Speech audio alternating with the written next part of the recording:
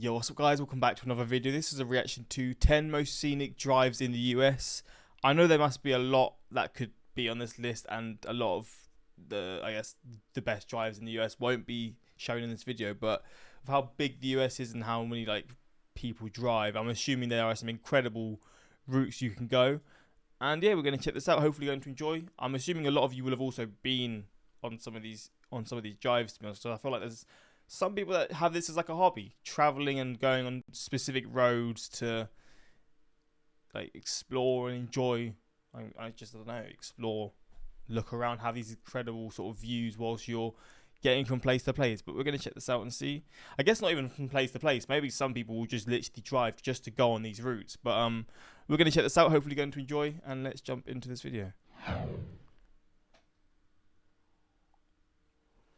Howdy, it's Kyle talking about the 10 most scenic drives in the US.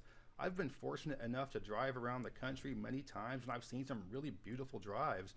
In this video, I want to talk about the 10 that I believe are the most beautiful in my opinion. This is not going to be a countdown, just an overview of the drives, although I will save my personal favorite one for the very end. And all of the footage and images you're going to see are taken from the side of the road or very nearby. You won't have to stop and get out of the car, hike for a couple of miles to get to some of these spots, or drive down some weird funky dirt road to get to them.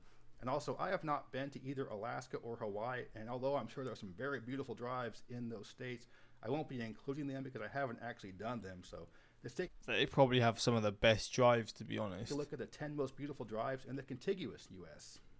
I want to start by talking about the Oregon coast. The whole coast is very nice, but I wanted to focus on the parts between Lincoln City and Brookings. This follows US Highway 101, and for most of the stretch you're right along the coast. There are a few spots where you go a little bit inland, but one thing that is really great about Oregon is that all of the beaches are public. There's public access all along the way, and there's no big development going up and down the coast. There are no big cities. In fact, the biggest towns are under 10,000 people. There's a part where you go inland a little bit around Coos Bay, which is the big city in the area with about 15,000 people. But all of the coastal towns have less than 10,000. Effectively, the entire Oregon coast is one big state park, and there are all kinds of spots where you can stop and get out to the beach. It's just really nice to see one long stretch of coastline in the US that isn't completely developed with giant hotels and big cities. Next, I want to talk about the drive in and around Theodore Roosevelt National Park in western North Dakota. If you didn't know beforehand and you had to guess what state this was based on this footage, you might need about 40 guesses or so to get North Dakota. This is one of my favorite national parks in the country, and it's a great spot to get away from crowds. And you'll see a lot of wildlife here, a ton of bison, a lot of wild horses, big prairie dog towns, and just the general scenery of... Wait, wild horses? See, having wild horses in your country is so fascinating, because I see horses as just like this animal now that are always just under humans, will have them in their, I don't know, in their farms and have them to ride or whatever. But wild horses, I don't think there are any wild horses in the UK. I'm actually going to search, because wild horses are such a weird phenomenon to me, because obviously they're wild animals, that's what they were, but just now, are wild horses in the UK? I don't think there will be, but in the UK, semi-wild herds of horses thrive in Exmoor, Pennies, and in New Forest. A herd of wild horses can comprise a number of harems containing mares. Wait, where's Exmoor? Oh, wait, Exmoor, not Exmoor Ponies. I'm going to assume it's in Scotland, but I don't know. It is...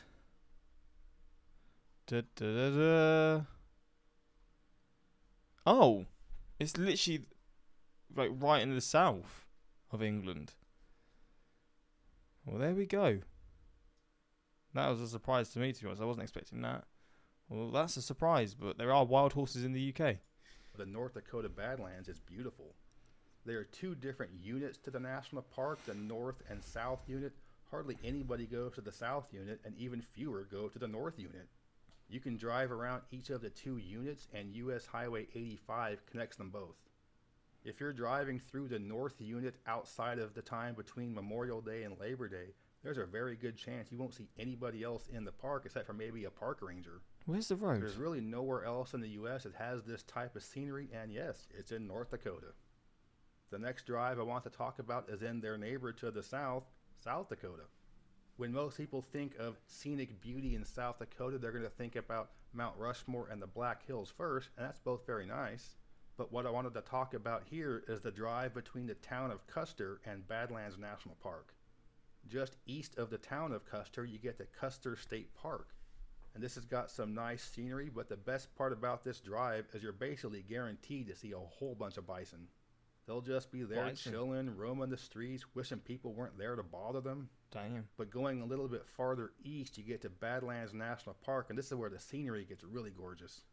The last time I was at this park, it was really cold, a bit too cold to be going hiking, but the drive is really nice going through the park, so you can see some really nice scenery and not even get out of your car. Heading way southeast is the drive across. Mate, this place is so fascinating to me. I mean, it's actually such a long drive, and it's just this narrow little. I've looked at it before, but I need to do a reaction on Key West because I didn't even know. It didn't seem real to me when I first found this place out, and it is, and it's so wild. Key West, it's just very narrow, right? And it's. I mean, wait, how far can you go on it? I mean, when you're at this point, you're still closer to the US, but like. You're right deep in the ocean at this point. Like, you're not too far from like Cuba or anything. Like, that's such a fascinating flipping like place to live and just, I guess, go to. Just look at images. I've looked before, but it is so wild to me. I love these sorts of niche places. They're so weird and wacky. Key West Drive. So it's along this. Oh, it is literally just across the ocean. So I guess it's like islands that are like joined together by these roads then, right? So it's not just islands that are all together. It's like small little islands that are connected by the roads. Oh, okay. Yeah, that makes a bit more sense. What a fascinating place, man. Honestly. Crazy place. If you live there, I guess you live a very good life. Florida Keys. I'm talking specifically here, U.S. Highway 1 between Key Largo and Key I forgot this video is literally going to show me images. My bad. West. The whole drive between the two is almost like being on one big bridge. You go through all kinds of small islands, the Keys, and the whole time you're just seeing this beautiful turquoise water. And this there island are here. Several spots where you can stop and get out of your car along the way. And I remember I stopped at one and got out of the car and saw a couple of iguanas running around. I could see this road being kind of a pain in the... What a wild place to live. This just seems so alien to me. This is in the US. You just wouldn't associate this with the US. It's crazy. But and high traffic on busy holiday weekends, but it's all worth it when you get to the end at the Conch Republic. In my opinion, the most beautiful stretch of drive... Conch Republic. Let me see that. I'm sorry, this place really is fascinating to me. Conch Republic, Key West.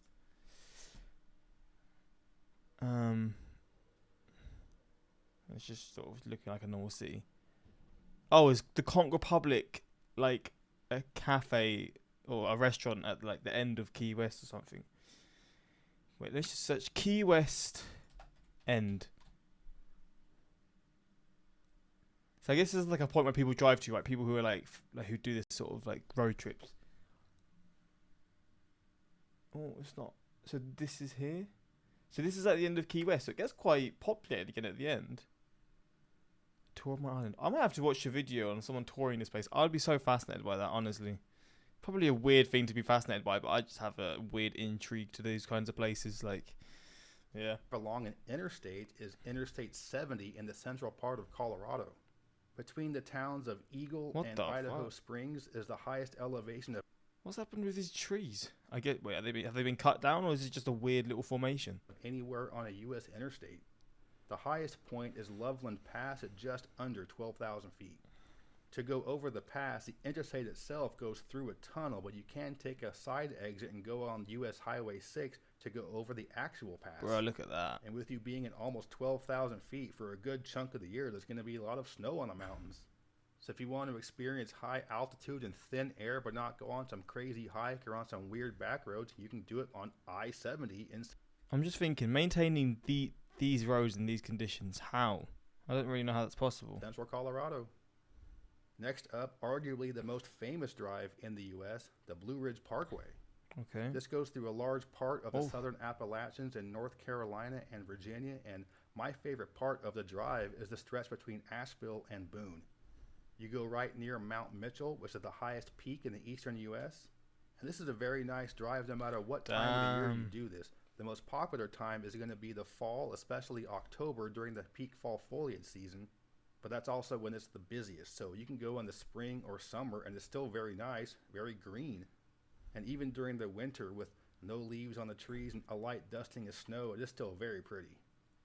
Next up is arguably the most famous drive in the western U.S., and that's the Big Sur coastline in California. You've probably seen footage and images of this drive many times, and a lot of folks that are not familiar with California think this is much farther north in the state than it is. This is California Highway 1 between the towns of Carmel and San Simeon, which is where Hearst Castle is. And for most of this drive, you're along a big high cliff. There's all kinds of pull-offs. You can look over at some big drop-offs down to the ocean. And there's some serious wilderness between the coast and the valley on the other side of the mountains. And every few years, one of those bridges gets washed out and the road has to be closed. And the handful of people that live back there are basically cut off from... Wait, what? Did I say that correctly? The bridges just fall off. Wait, that's a bit sketchy. ...society until the road gets repaired. So this is a drive where you'll definitely want to pull over at some of the turnouts to get your photos and some nice views as opposed to oohing and awing while you're driving.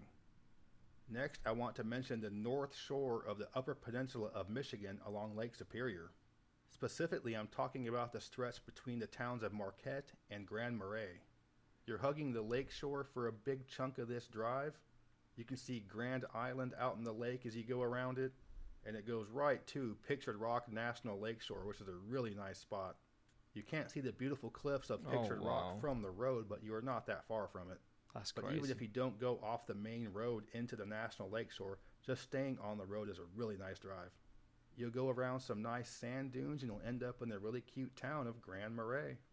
Most of the UP of Michigan is very beautiful, very wooded, but especially this spot along the north shore of the Upper Peninsula is where you have some of the most beautiful views. Next up is a nice drive around some mountain lakes in western Maine. This one's like a whole donut. It's not a donut, but you go around and you go back to the same. You go back to the start, I guess. I'm talking primarily about the areas around Rangeley Lake, Mount. This is a weird shaped donut. I don't know why I said donut, man. Blue State Park and the Sandy River Valley. Part of this area is called the Carrabassett Valley. I'm not sure if that's how it's pronounced, but just some nice wilderness mountain lakes. Rangeley, or maybe it's Rangeley, I know is a very popular spot for people from Maine to go to in the summer. Popular spot for people to have cabins. But even if you're just doing the loop drive in the area, you'll get some really fantastic scenery. And I'm pretty sure there are some characters from Stephen King novels buried out there. And in general, western/northwestern Maine is where you're going to find some of the deepest wilderness in the eastern U.S. And now for what I think is the most beautiful drive in the U.S. It's the drive in southern Utah going through the national parks Zion, Bryce Canyon, and Capitol Reef. This is classic canyon country. And this looks like Mars, man. Cut out the grass from this. This looks like Mars. What the a big part of the Grand Circle road trip tour that a lot of people do. The whole Grand Circle includes the 5 national parks of Utah as well as the Grand Canyon and other parts of northern Arizona, but I do think this particular stretch is the most beautiful. Driving through Bryce Canyon National Park requires going down a spur road into the park, but it's definitely worth it. And there's another spot called the Hogback, which is just this crazy ridge. It's a narrow road with a big steep drop off on both sides. I've driven over that part many times, and when I've been with other people, they always get kind of freaked out. Probably isn't the best time to have a tire blowout. You'll also go through Grand Staircase, Escalante National Monument, and a bunch of state parks as well. And the road goes right through Capitol Reef National Park, which is where you'll see some of the most colorful sandstone in the U.S. This drive is much longer than... God, you get all types of views here, don't you? The other ones I talked about in the video, but it is definitely worth checking out the entire route. Although I do highly recommend stopping at least a few times along the way and probably want to make this a multi-day drive. So that's my overview of the 10 most scenic drives in the U.S. This is a huge country. It's a beautiful country. Yeah, that's what I'm saying. I mean, these are just 10. You could get so many more, which is the craziest thing. The drive from Sedona to Flagstaff. Oh, see, I don't know, but I would have to add going to the Sun Road in Montana. See, bruh, crazy. There's so many, but the Key West one, man. Key West is a place I feel like I'm gonna do a reaction to there soon. If people care, I mean, maybe people don't, but I've done reactions to like weird islands where people live like in the middle of nowhere. I've just got an interest in this sort of stuff, and obviously this isn't necessarily the same, but it's just a fascinating sort of connection of islands, right, where people live and just all this stuff. And yeah, I feel like I'm gonna do a reaction to that. But let me know if you care for that or not, and maybe I won't. But these scenic drives, I'm assuming there's probably someone who's done 90% of these, and probably some others that you would prefer to maybe this list. But yeah, that man. I guess when you live in the US and you've got the opportunity to drive around and explore, you got the best flipping location for that. So yeah, hopefully you enjoyed this reaction. And obviously Hawaii, Alaska, they could have probably had another top 10 of them on their own, and it would be just as beautiful. But yeah, hopefully you enjoyed, and until next time, like, subscribe, and peace.